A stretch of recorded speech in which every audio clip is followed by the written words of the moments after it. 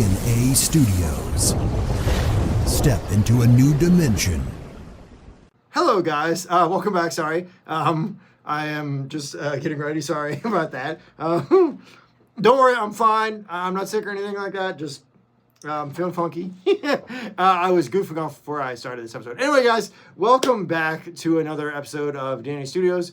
As some of you guys know, this particular YouTube video, I'm going to be talking about something that is, well, how can I put it? I guess this is the best way to put it. Vegeta, what does the scouter say about his power level? It's over 9,000! 1,000! Yes, the show I'm going to be talking about, and the thing I'm going to be talking about today is quite literally over 9,000. It's crazy how amazing, and also just how much of the internet this has like broken because of this series. It's pretty sick, just how crazy it has gotten, and just how popular the show is. Anyway, if you guys haven't guessed, no, today's episode is not about Dragon Ball Daima, even though Dragon Ball Daima has broken the internet multiple times and has done it again apparently in recent news. Today's episode and the show I'm going to talk about today is Solo Leveling Season 2. Yes, that's right. I know I'm behind the 8 ball. I apologize, guys. I haven't actually been able to watch it due to all the crashes and everything else that's going on. I just haven't gotten around to watch it yet. I did finally sit down to watch Solo Leveling Season 2. So, yes, I have finally watched it. I'm not finished watching it just yet. I've gotten, like, I don't know, maybe almost halfway through, maybe a little further. And so, but this show has blown me away. Like, the show is absolutely amazing. The main character, Sung Jinwoo, is absolutely amazing. And the show does a great job on just about everything you want from a story, or at least a lot of the main key points you want from a story. So just to give you guys just kind of a quick summary and just a quick little, I guess, preview of just what Season 2 is about. So I have a little sheet here that I did a little summary on. So Season 2, as Solo Leveling Season 2 of Solo Leveling continues Sung Jinwoo's journey as he rises in power and faces increasing formidable threats. The season begins with his father, Sun Woo-ha, if I'm pronouncing that wrong, I'm sorry, reappearing after being trapped in a gate for a decade. So anyways, that's just a little bit about what the next half is about, and also kind of where it starts. Now, I will say that that's just a little bit. I actually wrote more in the summary, but I didn't want to go into too much. I don't want to spoil anything. But anyway, yes, the next season does pick up right there, and it also picks up a little bit after. So don't quote me on this, but it's like a year or two, I think, after he fights. After he goes on the side quest to fight that Cerberus, when he unlocks this other separate piece in the dungeon to go into this like burning, it's like a whole burning city, and he unlocks the one of the keys to be able to do the side quest to get this special healing elixir or whatever for his mother to save his mother's life, which is supposed to be able to cure any disease. So this is like a couple years after he's already done that, and he's fought this giant Cerberus creature that is kind of it looks like this like whole like hell version of it looks like he's kind of in hell almost. Even though it's just it's a total side thing he's doing in a dungeon to actually unlock a potion to save his mother who's dying from this terrible disease. So really cool. And this is like, so he has become ridiculously powerful in this short amount of time, which you'll see if you've watched Season 2. Some of the key points I do want to touch on, though, for this particular series that actually have blown me away and have done a really good job. One of them, like the main key points that I did want to bring up in this, just talk about Season 2 of Solo Leveling, is the fast character development in the show. The character development for Solo Leveling is incredibly good, but also they also don't waste time with a lot of, they tell you about their background, but they do it in a way where, okay, you get the point, you get the hang of it, you can get caught up quickly, and you can get familiar with the characters very easily, but also very quickly, and know what's going on without having to waste a lot of time in the episode or even in the show, which I think is genius, because not only are you getting the character development that you want out of a show and a good story, but you're also getting into the story faster, which look, I'm a fan of good stories, and if you can get into a main character a little bit quicker, or you can get to know a main character a little bit quicker, and you can get into the story more, I'm all for it, as long as it isn't rushed. Which in this case, it doesn't feel like it's rushed at all. A lot of this show has been very well put together and done very well done. The other thing that I did want to also mention for this, the other conflicts and things that go on in the show are very well handled, and they kind of dive into that quickly, and you also get introduced to those powerful entities and those powerful other characters, and like other things that he bumps into along the way quickly, but also you get to know those pieces of the story quickly as well, which is handled very well. There are times where he's going through different gates, as you see in season 2. Like he runs into a gate where they go into a frozen kind of an icy kind of area where there are all ice bears, and that is introduced very quickly, but also done very well. Where he has to handle and they have to survive in that gate for a while, and then also make it out of the gate alive. That particular situation and the people some of the characters that he runs into in that situation is handled very, very well. It's both told very well and written very well, but also just the animation and the way that he goes about doing it is amazing and also fun to watch. And I've never seen a show that has done side stuff, or even just handling situations as well as Solo Leveling does with the show. It's handled very well, I think. And I'm sure the manga or the novel was done even better. And so I'm sure that's done really well in there too. And then, so that is a really cool thing, because most of the time when you run into so with certain stories, you get introduced to a villain, right? Or like a main protagonist, or like a main villain or whatever. And they get into a situation, and sometimes in certain stories they're handled well. Other times it drags out and it gets really boring. And then sometimes like you will get into stories where it takes them way too long to introduce a main villain, or way too long to kind of bring you up to speed, or even to just get into a lot of the main details. In Solo Leveling, they do this very well. Like they really get you into the story, and they handle a lot of stuff with the situations, the action, and just the animation is just amazing, and it's done very, very well. The next thing I'm going to talk about is going to be the side characters. So expanded side character roles. There are a lot of characters in Solo Leveling. So one of the main things I did mention in the little summary that I gave, a little part that I read of the summary, is the fact that you do get introduced to someone who is actually close to Sung Jinwoo actually in the story, and kind of in a weird and mysterious way, is that one of the characters is trapped. I don't want to give away too much, but one of the characters is, I probably already did give away too much, actually, sorry. One of the characters is trapped in a gate for a long time, and actually comes back, or does get out of the gate and comes back.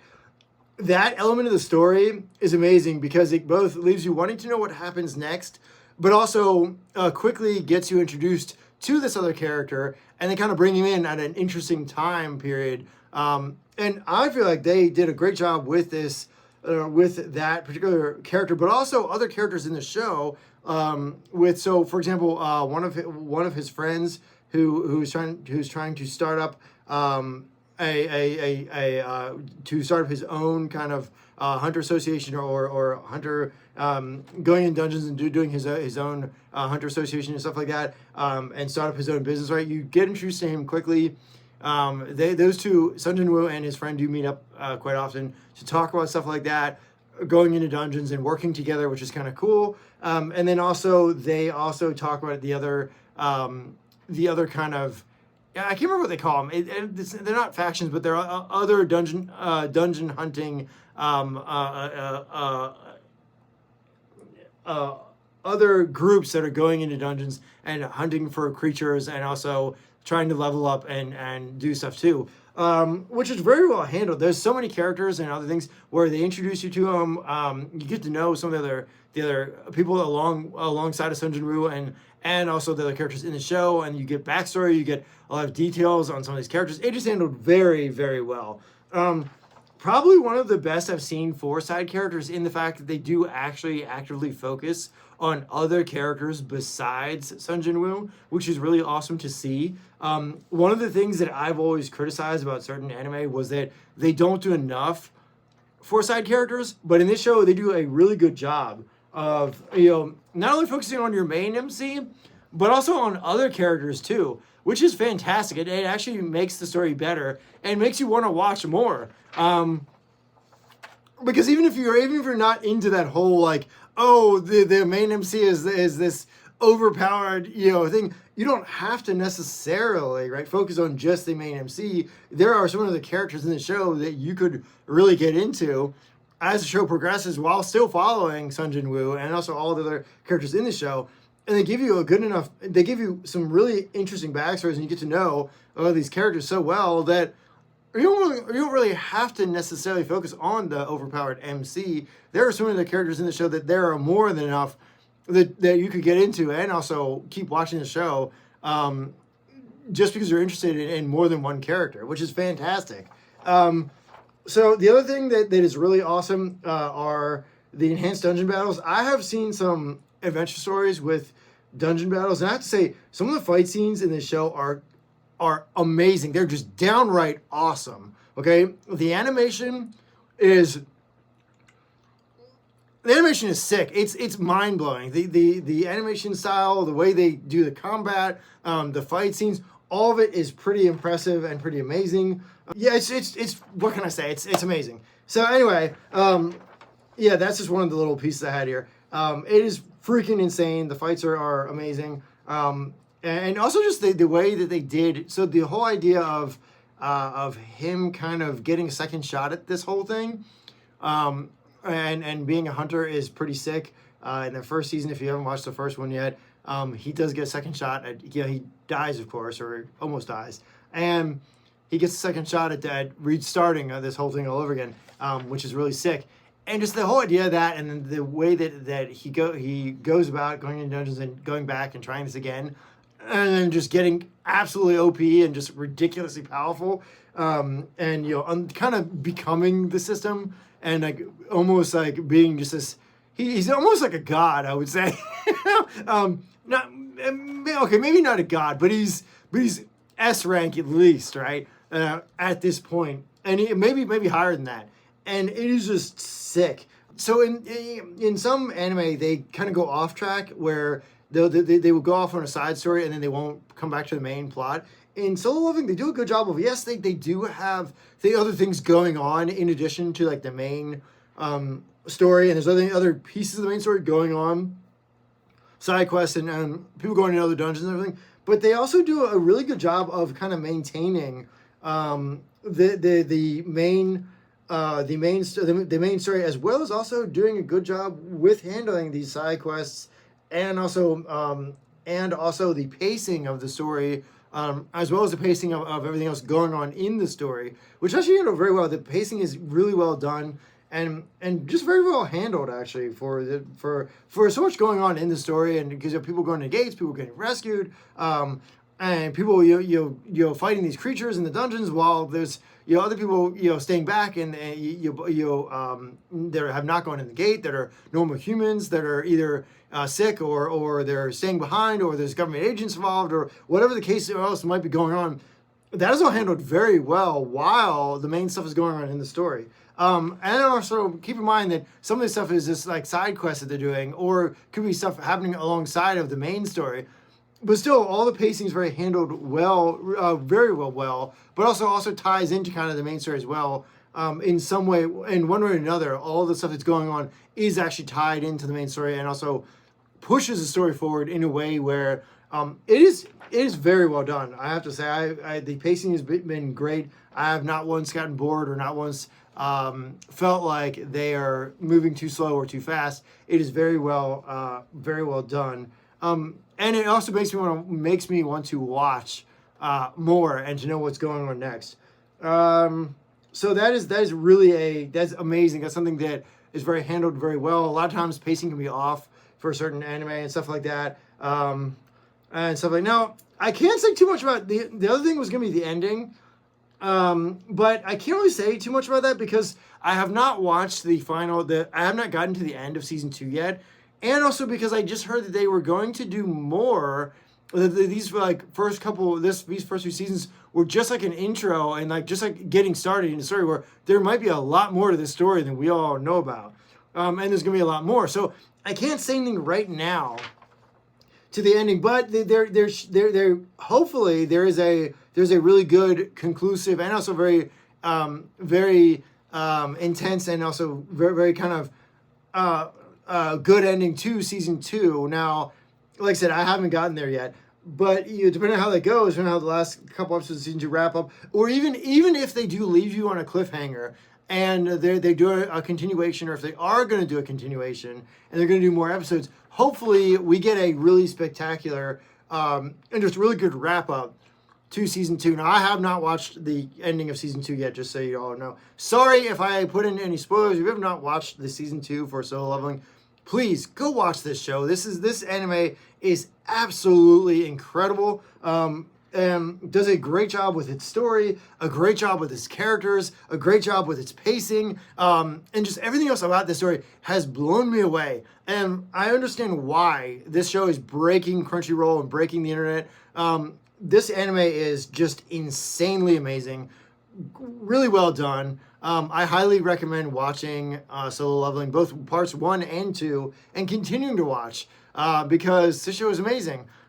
Same thing with Dragon Ball Daima. I mean, look, if you're not a Dragon Ball fan or if you're not watching Dragon Ball Daima, go watch Daima. Daima is just as good and also has a great characters and great story. I never get tired of Dragon Ball, Dragon Ball Z, Dragon Ball Daima, Dragon Ball Super all have a special place in my heart.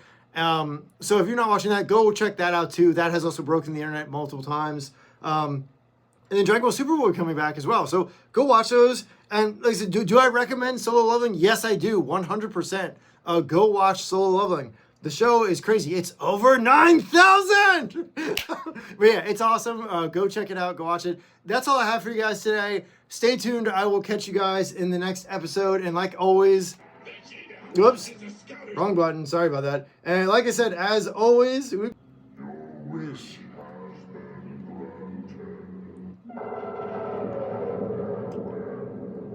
Farewell. See you guys. Peace. Hi there. Please subscribe or follow D&A Anime Blog and D&A Studios on all of their social media platforms. Okay, bye!